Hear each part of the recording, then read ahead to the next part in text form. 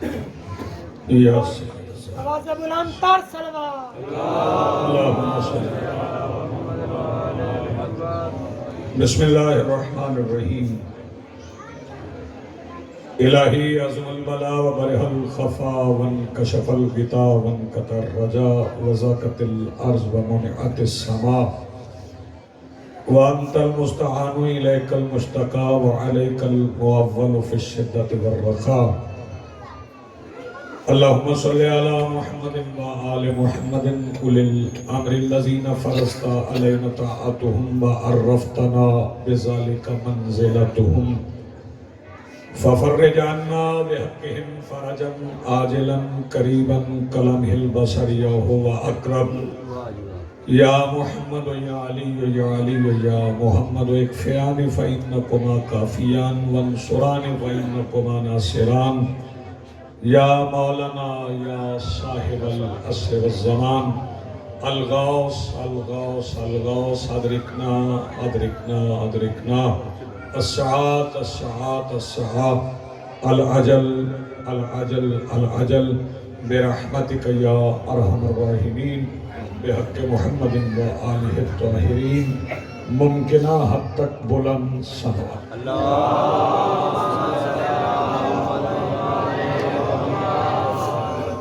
بسم اللہ الرحمن الرحیم الحمدللہ رب العالمین والصلاة والسلام علی رسولہ الکریم وآلہ الطیبین الطاہرین المعصومین المنتجبین المہدیین المظلومین المعصومین الذین اذہب اللہ عنہم الرجس وطہرہم تطہیرا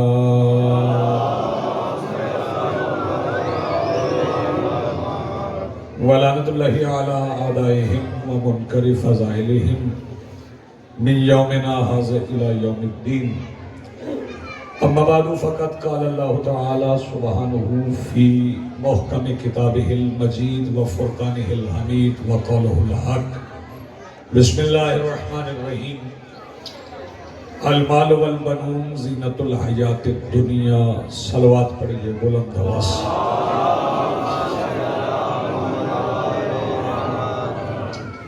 اس سے بلند پڑھ سکیں پڑھنے صلوات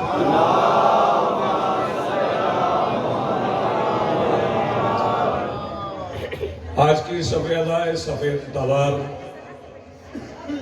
اور اس پر حاضر بلا تفریق مذہب و ملت و مسلک و عقائد و نظریات و ادیان کربلا کی ریت کے ٹیلہ کے ممبر پر تشریف فرما خطیب نظریہ توحید کے استغاثہ پر لبیک کہنے والے غیرت مندوں کے دلوں میں موجود حرارت ولایت امیر کے وسیلہ سے درخواست گزار ہوں اپنے اس وارث کے حضور جو پردہ غیب میں شاہ سوار وادی نور کی حیثیت سے موجود ہے کہ کائنات کا وہ مطلق العنان مدبر الامور اپنے رخ سے حجاب غیبت ہٹائے اور کعبہ کی چھت سے اپنے پہلے ہی خطبے میں کائنات کو سمجھائے کہ علی کل بھی واجب تھا علی آج بھی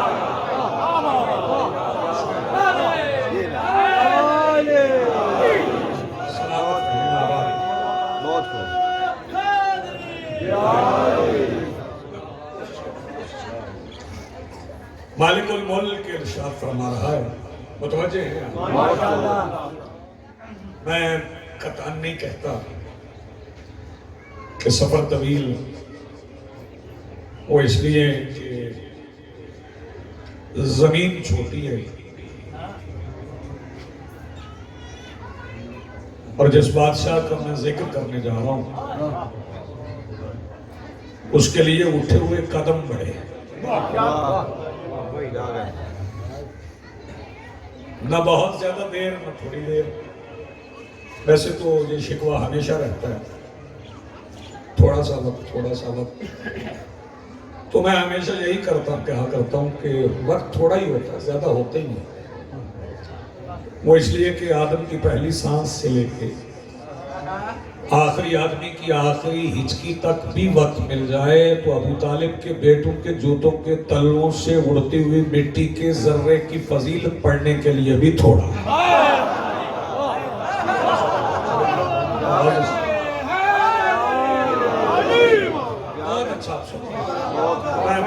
کیا کہتے یہ بالکل مجھے نہیں کہنا کیا کہتے کہ بولنا واجب ہے، وہ اس لیے کہ میں واجب کر نہیں سکتا۔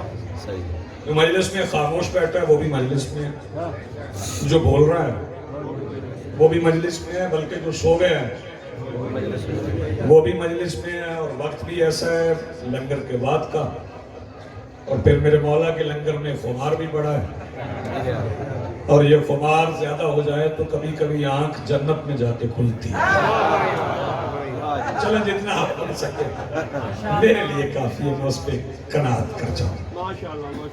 مالک الملک ارشاد فرما رہا ہے کہ مال اور بیٹے دنیاوی زندگی کی زینت ہے۔ مال اور بیٹے، بھائی جان نے حکم دیا، میں برسر ممبر ہی معذرت کر لوں، میں پہلے آیت پڑھ چکا تھا، اب اس طرف جانا ذرا مشکل ہو گیا۔ مال اور بیٹے دنیاوی زندگی کی زینت، زینت الحیات دنیا، دنیاوی زندگی کی زینت۔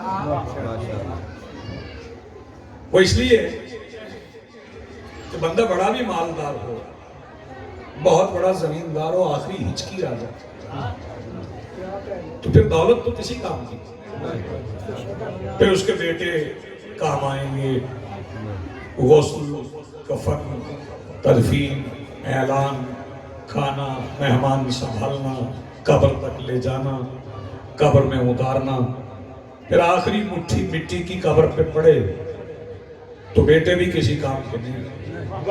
بس یہی فرق ہے کہ قبر پہ مٹی کی آخری مٹھی آنے کے بعد جو کام نہ آئے وہ تیرے میرے بیٹے ہیں، اور جو قبر کے اندھیرے میں کام آئے وہ ابو طالب کے بیٹے ہیں۔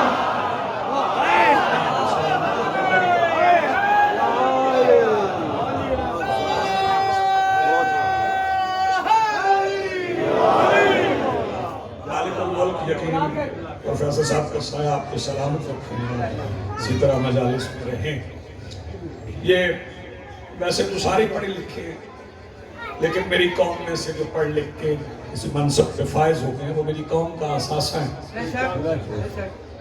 سب کو پڑھا لکھا میں اس لیے کہتا ہوں کہ ایک فقرہ ممبر سے کہا جاتا ہے میری بات پڑھے لکھے لوگوں سے، تو یہ فقرہ یونیورسٹی میں کھڑے ہو کے مناسب نہیں لگتا۔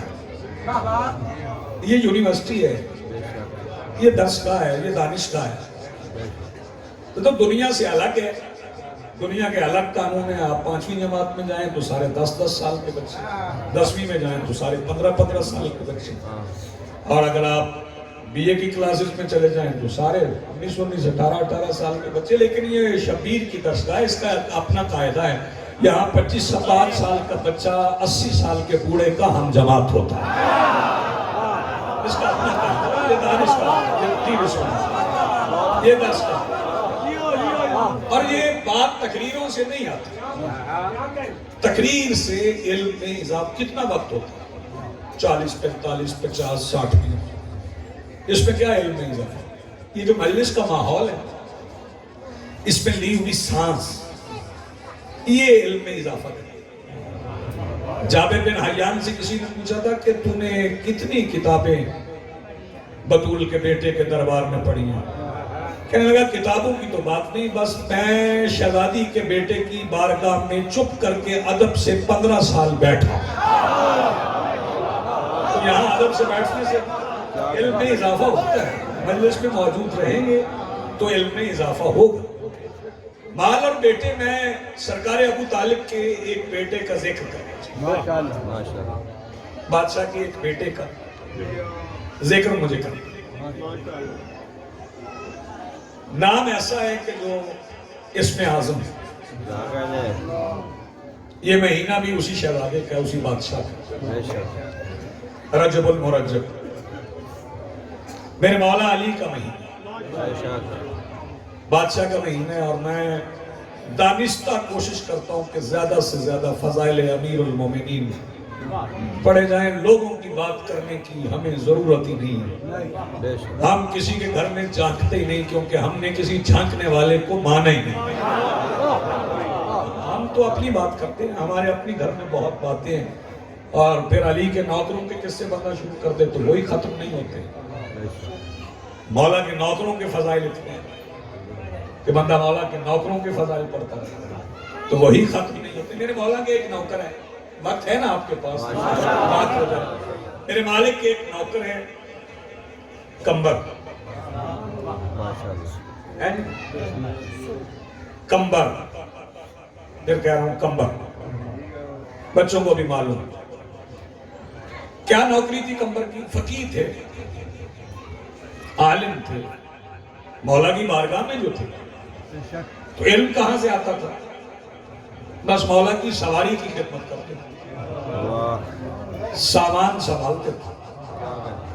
اور یہی کمبر ہیں جن سے ایک سائل نے کہا تھا, نابینا تھا نا, اندھا تھا, اس نے سوال کیا کہ کوئی ہے جو اللہ کے نام پہ ایک روٹی دے؟ تو جناب کمبر نے سوال سنا اور پھر میرے مولا سے کہا, مولا یہ نابینا روٹی مانگ رہا ہے. فرمایا دے دو. مولا میں پہلے ہی دے دیتا لیکن وہ روٹی دسترخوان میں, جو واقعہ لکھا ہوگا وہ سنا رہا. مولا نے فرمایا تو دسترخوان دے دو نا. کمبر کہنے لگے مولا میں دسترخوان ہی دے دیتا لیکن دسترخوان سامان میں, تو سامان دے دو. مالک میں سامان ہی دے دیتا لیکن مسئلہ یہ ہے کہ سامان اونٹ پہ تو کمبر اونٹ دے دیتے. مالک میں نے اونٹ ہی دے دینا تھا لیکن اونٹ کتار میں. مالک نے فرمایا تو کتار ہی دے دو. کمبر زیر لب کہنے لگے یہی میں چاہتا تھا. آپ سلامت رہیں, یہی میں چاہتا تھا. وہ کتار کی مہار پکڑی, رسی پکڑی, بابا جی نابینا کے ہاتھ میں. اب وہ نابینا پروفیسر صاحب آنکھوں کا تھا, اندھا آنکھوں کا تھا, اندھا آنکھوں کا تھا, آنکھوں کا اندھا تھا. اس نے رسی تولی, سنبھالی اور سمجھ آ گیا کہ یہ ایک اونٹ کی رسی نہیں, یہ کتار ہے. فوراً دل میں یہ طے کرنے لگا, سوچنے لگا کہ گھاٹے کا سودا نہ کر, خسارے کا سودا نہ کر. جو ایک روٹی کے سوال پہ اونٹوں کی کتار دے دیتا ہے اسے کتاریں نہ مان, روٹی نہ مان, روشنی مان. فوراً کہنے لگا ایک روٹی کے سوال پہ اونٹوں کی کتار دینے والے آنکھوں کی بینائی عطا کر دے. پر کہنے لگے مولا یہ لے دیکھ لے, پہلے روٹی مانگ رہا تھا اب آنکھیں مانگ رہے, آئیے اس کی آنکھوں پہ ہاتھ لگائے تاکہ اسے آنکھیں مل جائیں. مولا نے فرمایا میں آ کے ہاتھ لگاؤں, میں عیسیٰ نہیں ہوں. شاباش, نہیں ہے زندگی ہے. آپ سلام, بڑی مہربانی. تو مولا کیسے ملے گی آنکھیں؟ فرمایا یہ جو رسی اس کے ہاتھ میں, جیسے کہ وہ اپنی آنکھوں پہ لگائے یا کسی اور کی آنکھوں پہ لگائے. ہم نے آنکھیں دینے کا اختیار بھی اسی دے دیا. تو اس بادشاہ کے نوکروں کے فضائل ختم نہیں ہوتے. توجہ ہے صاحب؟ تو مالک کی بات تو پھر مالک کی بات ہے, اور زیادہ سے زیادہ خطبات سے, ذاکرین سے, واعظین سے بھی کہا. اور چونکہ مجلس کا مقصد ہی یہ ہے, میرے مولا رسول نے فرمایا زینوا مجالسکم بذکر علی ابن ابی طالب, اپنی مجلسوں کو زینت دو علی کے ذکر سے. تو کہا کرو واعظین سے, خطباء سے نہیں, کسی کی بات کہنے کی ضرورت ہی نہیں ہے. ہمیں ہمارے مولا کے فضائل سنو, اس بادشاہ کے فضائل سنو جو اسی مہینے کی 13 تاریخ کو کعبہ میں آئے ہیں. توجہ ہے صاحب؟ میں خاموشی بھی برداشت کر رہا ہوں, اس سے بھی میرا حوصلہ بڑھتا ہے. میں اس بحث پہ نہیں پڑھتا کہ نزول ہوا, ظہور ہوا یا ولادت ہوئی, نہ میں یہ بحث کرتا ہی نہیں. نوجوانوں کو بھی منع کرتا ہوں کہ یہ بحث نہ کرنا. وہ اس لیے کہ جس گھر کے دروازے کی دہلیز پہ سجدہ کر لیا جائے پھر اس گھر کی تلاشی نہیں لی جائے. بہت شکریہ, بڑی مہربانی. اس بحث میں پڑھنے ہی نہیں آتا, یہ فضول بحث, اس میں کیا پڑھیں گے؟ بس یہ سمجھ لیں کہ علی کی اماں گئی تھی, علی کا گھر تھا, علی لے کے آ گئی. اقرا کھا گئے ہیں آپ. شہزادی گئی تھی, کہاں سے گئی تھی؟ سرکار ابو طالب کے گھر سے. عمران کے گھر سے کس کے گھر گئی تھی؟ رحمان کے گھر. عمران کے گھر سے رحمان کے گھر. حرم سے حرم, جو ہاتھ اب اٹھے انہیں سلام. حرم سے حرم شہزادی گئی. کوئی دیکھنے والا نہیں تھا، بس وہی دیکھ رہا تھا جس نے بلایا تھا۔ سجدہ گئی، قریب پہنچی تو دیوار گر گئی۔ میری بیٹیاں بہنیں بیٹھی ہیں، مائیں بیٹھی ہیں، کسی مستور سے پوچھ لینا کہ اچانک کوئی دیوار گر جائے تو پھر مستور آگے جاتی ہے کہ پیچھے جاتی ہے؟ دیوار تو اچانک گری تھی، پھر علی کی اماں پیچھے تو نہیں گری، تو پھر مانو گری نہیں تھی، بچھی تھی۔ دیوار بچھ گئی۔ ذرا غور سے سننا، کئی بندے مجھے پہلی بار سن رہے ہیں لائیو، تو میں ان سے کہوں گا دانت بچا کے نہ رکھنا، وہ آوازیں جو مجلس شبیر سے بچ جائیں وہ گھر میں لڑنے کے علاوہ کسی اور کام نہیں آتی، ان آوازوں کو یہاں استعمال کرنا۔ شہزادی گئی، آگے تشریف لے گئی، تو کیسے گئی؟ سجدہ ایسے عبور کر گئی؟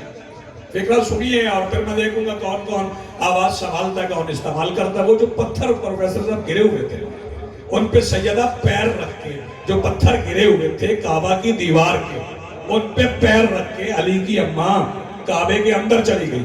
جن پتھروں پہ پیر رکھا تھا پھر وہی پتھر کون سے اٹھے دیوار بن گئے۔ علی کی اماں اندر چلی گئی، علی کی اماں نے انہی پتھروں پہ پیر رکھا تھا نا، تو اب کم عقل ملا سے کہوں گا مقابلہ نہ کرنا۔ جن پتھروں پہ علی کی ماں نے جوتی رکھی تھی ان پہ تو ہونٹ نہ رکھے، تیرا حج نہیں ہوتا۔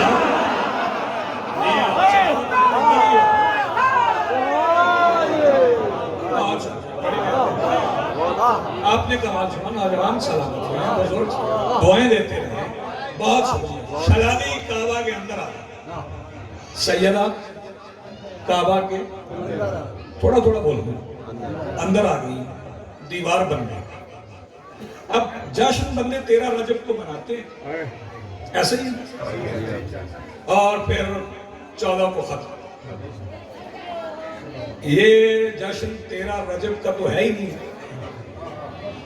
13 رجب کو تو علی کی اماں گئی تھی کعبہ کے اندر، 3 دن کعبہ کے اندر نہیں۔ 13 رجب کو تو کسی کو پتہ ہی نہیں تھا کعبہ میں ہوا کیا۔ 16 رجب کو علی کعبہ سے نکلے۔ میں دیکھ رہا ہوں کچھ ہاتھ بنے ہوئے ہیں، انہیں اگلے فکرے پہ کھڑوا لوں گا۔ یہ 3 دن کعبہ کے اندر کون کون تھا؟ علی کی اماں تھی، علی تھے اور علی تھا۔ نہیں، جتنا بولنا چاہیے اتنا نہیں آپ بولے۔ علی کی اماں تھی، علی تھے اور علی تھا۔ 3 دن صاحبوں گزر گئے۔ کتنے؟ 3 دن گزر گئے۔ 3 دن گزرنے کے بعد ٹھیک ہے جب نبیوں کے سلطان نے سرکار عمران سے کہا، بیٹے ہاتھ کھولو، سرکار رسالت پر سرکار عمران سے اپنے چچا سے، چچا وہ آ گئے، بیدار سو کے نہیں، چچا وہ آ گئے۔ تو سرکار ابو طالب نے کیا فرمایا؟ سرکار نے فرمایا بلایا آپ نے یا ہم نے؟ بزرگ آہستہ بول لیں، نوجوانوں کا حق بنتا ہے کہ پوری آواز استعمال کریں۔ بلایا آپ نے یا ہم نے؟ صلوات پڑھ لیں ایک بار بلند آواز۔ آئیے بسم اللہ،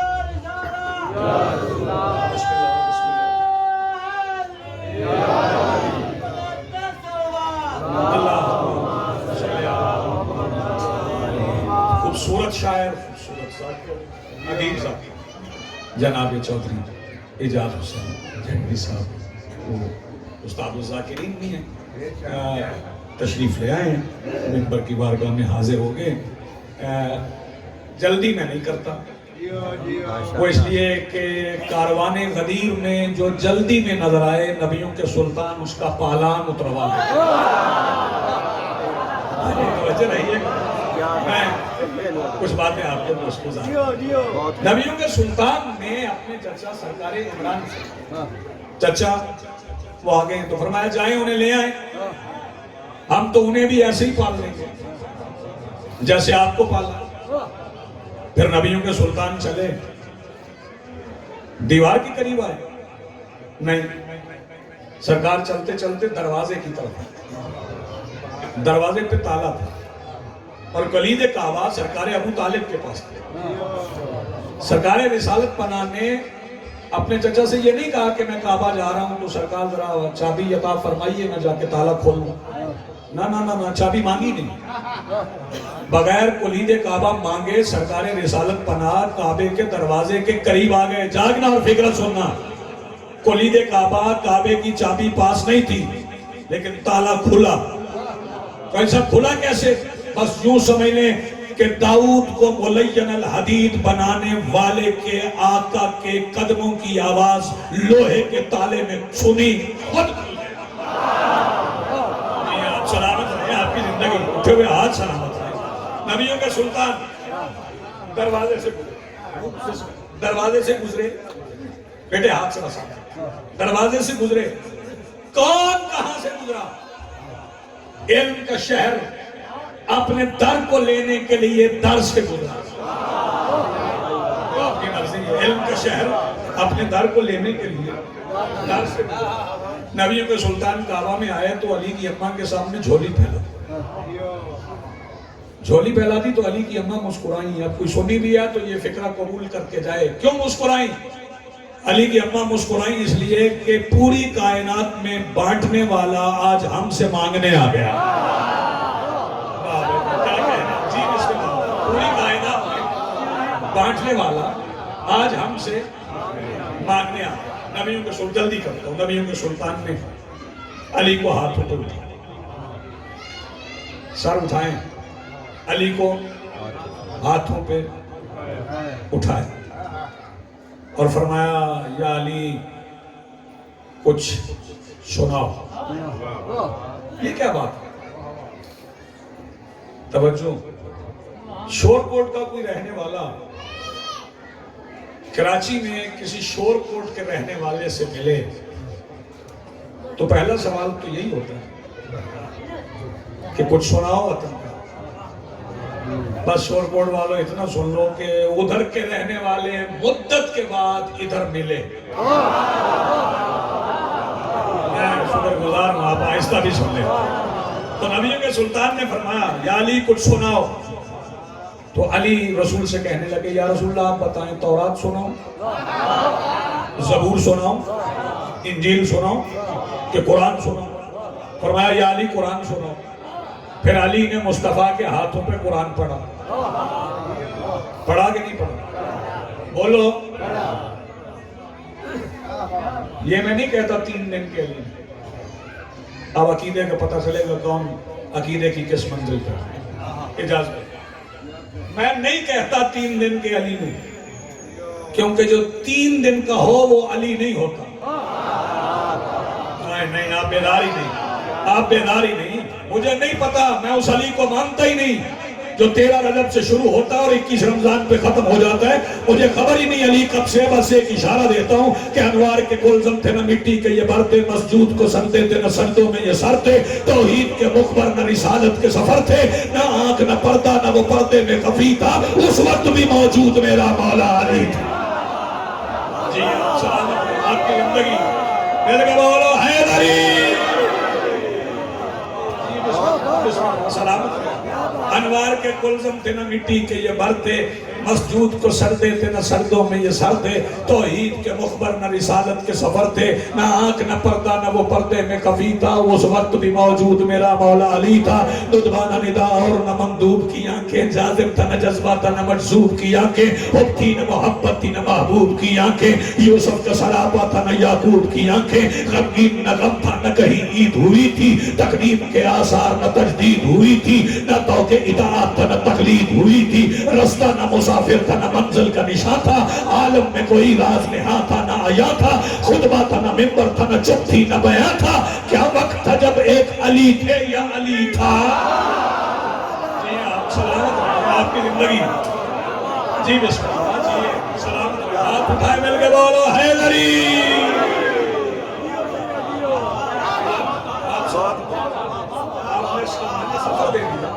اتنا حوصلہ دے دیا کہ واپسی کا سمجھی بسم اللہ۔ آپ یہ تو 3 دن کا علی میں نہیں کہتے، تیسرے دن علی ہے۔ 3 دن کے علی نے نہیں، تیسرے دن علی رسول کے ہاتھوں پہ قرآن پڑھا، لیکن کچھ لوگ نہیں مانتے اور وہ محض بغض علی میں نہیں مانتے، علی کے بغض میں نہیں مانتے، توجہ ہے؟ ورنہ وہ بندہ جو یہ پروفیسر صاحب مانتا ہے کہ رسول کے ہاتھوں پہ پتھر نے کلمہ پڑھا، بہت شکریہ، وہ یہ نہیں مان رہا، تو وجہ کیا ہے؟ وجہ صرف بغض علی، علی کے بغض میں نہیں مان رہا کہ علی نے رسول کے ہاتھوں پہ قرآن پڑھا۔ توجہ، علی نے قرآن پڑھا رسول کے ہاتھوں، اور یہ جو علی نے قرآن پڑھا ہے نا، کیوں؟ اس لیے کہ علی کے باپ نے بھی نزول قرآن سے پہلے قرآن پڑھا۔ جو بندے سارے ہلا رہے ہیں میں ان سے اتفاق نہیں کر رہا، علی کے باپ نے بھی نزول قرآن سے پہلے قرآن پڑھا۔ اب دو نہ دو بات میری تمام، کہ قرآن کہتا ہے ثم اورثنا الکتاب الذین اصطفینا من عبادنا، ہم نے کتاب کا وارث مصطفیٰ بندوں کو بنایا، کتاب کا وارث۔ زمیندار لوگوں آپ سے بہتر کون سمجھے گا، وارث اور ہوتا ہے، مالک اور ہوتا ہے۔ مالک وہ ہے جو بازار سے خریدے، وارث وہ ہے جو باپ سے لے۔ علی قرآن کا مالک نہیں، علی قرآن کا وارث ہے۔ اور سرکار ابو طالب نے قرآن پہلے پڑھا، نزول قرآن سے پہلے قرآن پڑھا۔ اور پھر میرے مولا کے جو فضائل ہیں وہ وراثت ہیں۔ ایک آیت اور پڑھ دیتا ہوں، تلک جنت التی نورث من عبادنا من کان تقیا، ہم نے جنت کا وارث اپنے تقی بندوں کو بنا۔ علی قسیم النار والجنہ ہے تو مالک ہو کے نہیں، وارث ہو کے۔ اگر علی جنت کے وارث ہے تو مان کہ جنت علی سے پہلے ابو طالب کے پاس ہے۔ بہت شکریہ، بڑی مہربانی۔ جنت علی سے پہلے ابو طالب۔ آخری جملہ سنو اور میں سلام کروں آپ کو، حدیث نبوی ہے نا، توجہ، کہ علی کا چہرہ دیکھنا عبادت ہے نا، حدیث نبوی۔ کیوں جی؟ النظر الی وجہ علی عبادت، علی کا چہرہ دیکھنا۔ بیٹے تیرے پہ حیرانی کب بولو، مسکراؤ بس، بولو بے شک تھوڑا مسکراتے۔ علی کا چہرہ دیکھنا عبادت ہے، یہ بھی ملکیت نہیں، یہ بھی وراثت۔ وہ ہاتھ سلامت رہیں جو اس فکر میں، یہ بھی ملکیت نہیں، یہ بھی وراثت، اور ملی ہے اپنے بابا ابو طالب سے۔ یقین نہیں آتا تو میں کتاب کا نام بتاتا ہوں، جا کے پڑھ لینا، الدمۃ الثاقبہ۔ اس میں لکھا ہے کہ مکہ کی وادیوں میں ایک پرانا عبادت گزار تھا، نام اس کا تھا مشرم بن وعید، نام یاد کر لو، مشرم بن وعید، بڑا قبلہ خالص عبادت، اتنا بھائی جان خالص عبادت گزار تھا کہ اس کی عبادت کی ایک نشست 90 سال، ہاں ایک نشست 90 سال، 90 سال کی عبادت کے بعد سجدے سے سر اٹھایا، دعا کے ہاتھ اٹھایا اور کہنے لگا پالنے والے تو جانتا ہے میں تیرا لالچی عبادت گزار نہیں، لیکن آج میں اپنی 90 سال کی عبادت کی جزا چاہتا ہوں۔ حکم پروردگار ہوا، مان کیا مانتا ہے؟ کہنے لگا پروردگار نہ زر چاہیے، نہ زمین چاہیے، نہ تخت چاہیے، نہ جا چاہیے، نہ سلطنت چاہیے، نہ لشکر چاہیے، پھر کیا چاہیے؟ کہنے لگا بس میرے 90 سال کی عبادت کی جزا کے طور پہ مجھے میرے زمانے کے ولی کے چہرے کی ایک جھلک دکھا۔ سلامت رہے آپ کی زندگی، میرے ولی کے زمانے کے چہرے کی ایک جھلک دکھا۔ حکم پروردگار ہوا، دعا مستجاب، مصلی اٹھا، فلاں پہاڑی کے اندر ایک غار ہے اس میں جا کے بیٹھ، کہنے لگا پالنے والے وہاں عبادت نہیں کرنا، اب دیکھوں گا کون کون پیدا۔ حکم پروردگار ہوا، اب اس ولی کا انتظار ہی ہماری عبادت ہے۔ شاباش شاباش، مصلا اٹھایا، جا کے تاریک غار میں بیٹھا. اللہ رب العزت نے اس غار کا دہانہ اپنے امر سے ایک بڑے پتھر سے بند کر دیا اور اس پتھر پہ ایک داروغہ بٹھا دیا، ایک محافظ، ایک باڈی گارڈ، یعنی ایک اژدہا بٹھا کہ کوئی غار میں داخل نہ ہو. 3 دن غار میں انتظار کرتے گزر گئے. تیسرے دن کا سورج ابو طالب کی دہلیز پہ پلنے والے غلاموں کے چہرے پہ روشن، چشم کے اوپر سجے ہوئے کائنات پہ محیط ابرو کی جنبش سے اجازت لے کے مغرب کا دروازہ بند کر رہا تھا. کیا سن رہے ہیں آپ؟ کہ وہ پتھر ہٹ گیا کہ کسی کا پہلا قدم غار کے اندر آیا. آنے والے کے چہرے کی روشنی اتنی تھی کہ رات کی تاریکی دن کے اجالے میں بدل گئی. مشرم بن وحیب نے فوراً سجدے میں سر رکھا اور کہنے لگا پالنے والے تیرا شکر کہ تو نے مجھے اس ولی کے چہرے کی زیارت کروا دی جس کے چہرے کو ایک بار دیکھنا 90 سال کی عبادت سے افضل ہے. اس نے سجدے سے سر اٹھایا تو وہ ولی واپس پلٹ رہا تھا. مشرم بن وحیب آواز دے کے کہتا جانے والے جانے سے پہلے اپنا نام بتا جا تاکہ میں اپنی نسلوں کو بتاؤں وہ ہے کون جس کے چہرے کو ایک بار دیکھنا 90 سال کی عبادت سے افضل ہے. پلٹنے والا آواز دے کے کہتا تمہیں نہیں پتا مجھے علی کا باپ ابو طالب کہتے ہیں.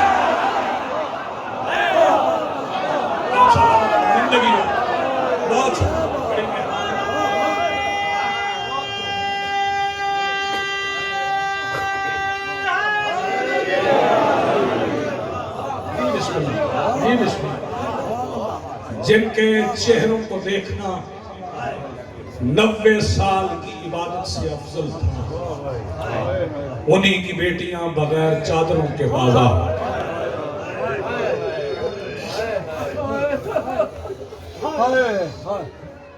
جزاک اللہ مرحبا. میری دعا ہے کہ میرے بھائیوں کی یہ محنت یقیناً مقبول ہے. مجلس قبول نہ ہو تو برپائی نہیں.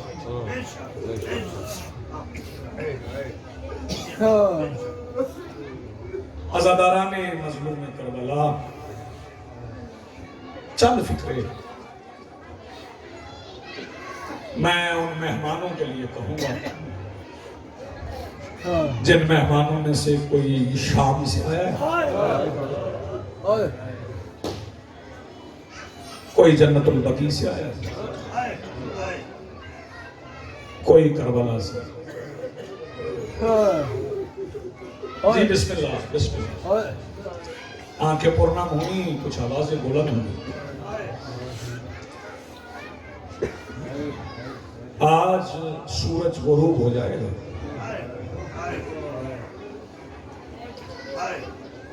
ابو طالب کی 18 بیٹیاں یتیم ہو جائیں. شہادت مجھے نہیں پڑھنی، وہ آخر میں پڑھنے والے نہیں پڑھنے. مجلس کسی مظلوم کے لیے ہو، نام مجلس حسین، نیاز حسین، چند لمحے.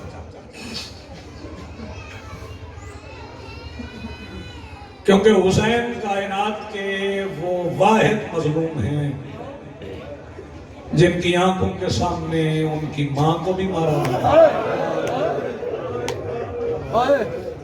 بسم اللہ، بسم اللہ. ان کی بیٹی کو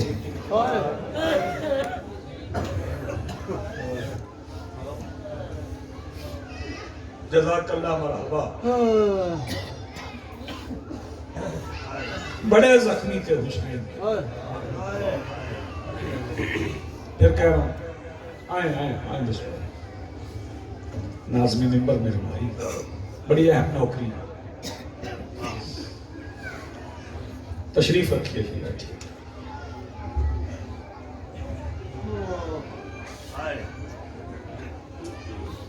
پھر کہہ رہا ہوں فکر آنے والے آتے ہیں، مہمان ہیں.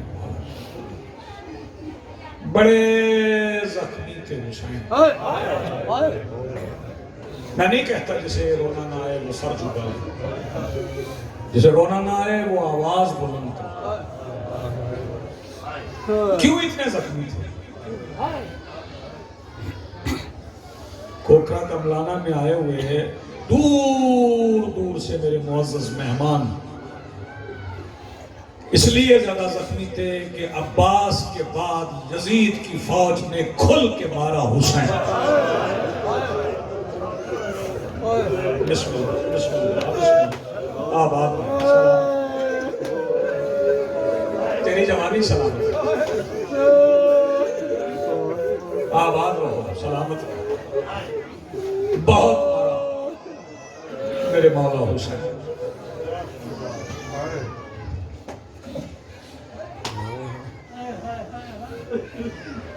آ جائیں آ جائیں آ جائیں، مولا کے عزادار ہیں، میں استقبال کروں، جہاں دل چاہے وہاں بیٹھے۔ پہلا نیزہ زجر بن قیس نے حسین کی پسلیوں میں مارا۔ واہ بھئی واہ،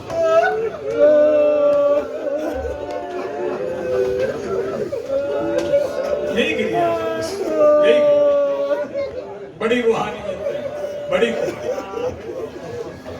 تین ہستیاں جن کی پسلیاں ٹوٹ گئی،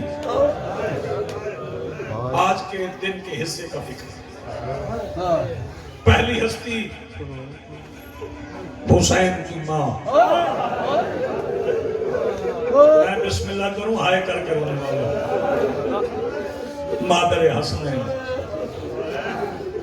کوئی مصنف کوئی مورخ نہیں بتا سکا، نہ کسی معصوم کی روایت موجود کہ بطول کی کتنی پسلیاں ٹوٹی تھی، بس پسلیاں ٹوٹی تھی۔ جانتے ہو کیسے ٹوٹی تھی؟ ایک شخص نے اپنی تلوار نیام سمیت بطول کو ماری تھی۔ تیسری ہستی بتاؤں، میں بزرگوں سے دعا چاہوں گا، نوجوان بھائی کر کے۔ تیسری ہستی جس کا آج اور کل تابوت اٹھے،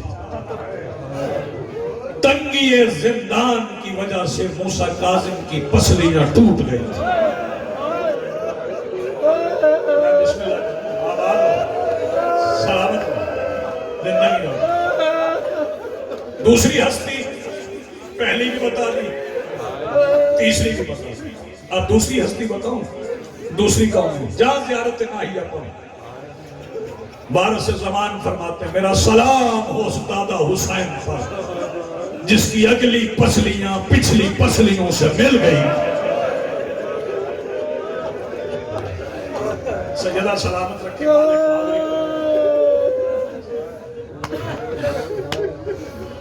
جس بندے کو نہیں ابھی سمجھ آئی نا، میں مصائب میں نے فضائل بھائی کے لیے چھوڑ دی، مصائب نہیں چھوڑ سکتا، رونے کے دن۔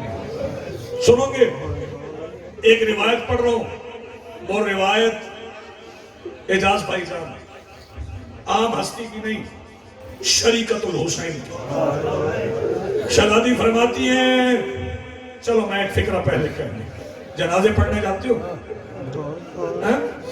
شامل ہوا کرو مومنین کے جنازوں میں، تشییع جنازہ بڑا ثواب کا کام ہے۔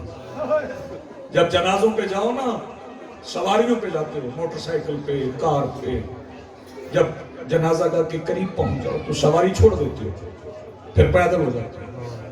کائنات کا صرف ایک جنازہ ہے جسے پڑھنے کے لیے جو پیدل تھا وہ سوار ہو گیا۔ کسے سمجھاؤں یار، کسے سمجھاؤں؟ وہ جنازہ میرے مولا حسین کا۔ 70 رومی گھوڑے تھے جنہیں نئی کھوریاں لگوائی گئی تھی۔